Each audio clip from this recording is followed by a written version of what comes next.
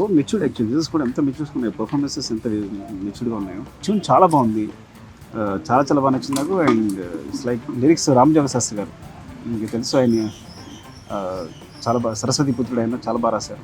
అన్నిటికన్నా మూలకన్నా ప్రొడ్యూసర్, చిన్న సినిమాకి హీరో ప్రొడ్యూసర్ అని చెప్పాలి, బికాస్ ప్రొడ్యూసర్ లేకపోతే సినిమానే లేదు.